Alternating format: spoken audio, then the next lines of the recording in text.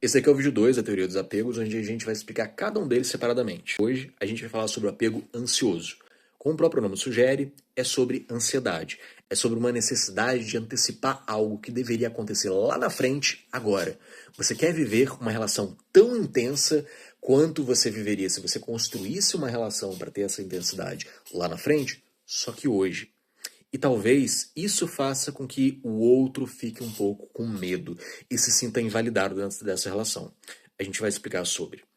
Essa relação, esse tipo de apego, ele é caracterizado por uma intensidade no jeito de sentir. As emoções, elas são muito intensas. Há toda hora uma necessidade de validação da própria relação. Você quer sentir que a outra pessoa não vai te abandonar, porque você tem medo do abandono, e esse medo faz com que você crie essa camada de vontade de fazer dar tão certo, tão de um jeito tão intenso, que talvez não consiga ter essa intensidade, porque uma relação ela precisa de estrutura, ela precisa de base para poder crescer, né? E você não tem ainda essas bases criadas, essas bases formadas, e você começa a querer estruturar toda uma coisa gigante em cima de algo que ainda não é tão sólido assim.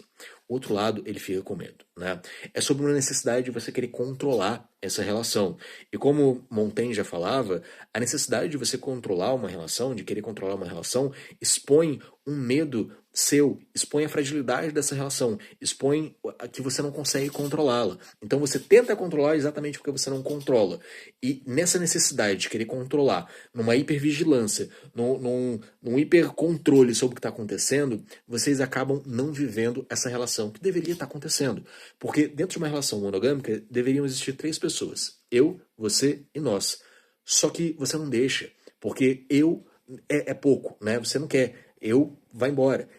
Ele também não pode, ele não tem espaço, então só vive o nós, só nós é dentro dessa relação. E o outro lado ele fica falando assim, cara, parece que tudo que eu faço não é o suficiente, tudo que eu entrego não é bom, parece que nunca é o suficiente, parece que ela nunca tá satisfeita com nada que eu faço, parece que ela não acredita em nada que eu faço. Se eu falo que eu amo ela quer prova. Se eu falo que eu gosto, ela quer prova, ela quer que eu esteja 100% dentro dessa relação o tempo inteiro. E eu quero existir fora dessa relação também, porque isso é o normal.